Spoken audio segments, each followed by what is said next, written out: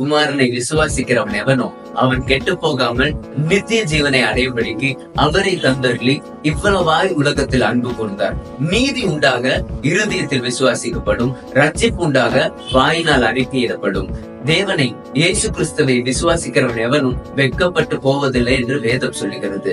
என்ன சொல்ல வர அப்படின்னா, இந்த உலகமே அடிப்படையில நம்பிக்கை, அன்பு என்றும் பெரும் தூண்களுக்கு மேலதான் கட்டமைக்கப்பட்டு இருக்கிறது. இந்த நம்பிக்கையும் அன்பையும் நம்ம இன்னொருத்தங்க மனுஷங்க மேல வைக்கும் போது மனிதன் மனம் வந்து ஒரு குரங்கு மாதிரி மாறிக்கொண்டே இருக்கும். இப்படி மாறிக்கொண்டே இருக்கிற மனிதன் மேல நம்ம அன்பையும் நம்பிக்கையும் வச்சோம்னா நம்ம அன்பும் நம்பிக்கையும் பலன் அற்று போவதற்கு வாய்ப்பு இருக்கு.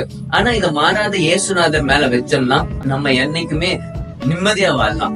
என்னால உங்ககிட்ட வந்து what is your colour of புகாட்டிங்கிற கொஸ்டினை கேட்க முடியாம இருக்கலாம். ஆனா do you have peace bro அப்படின்னு கேட்க முடியும். அதான் நோ ஜீசஸ் நோ பீஸ்.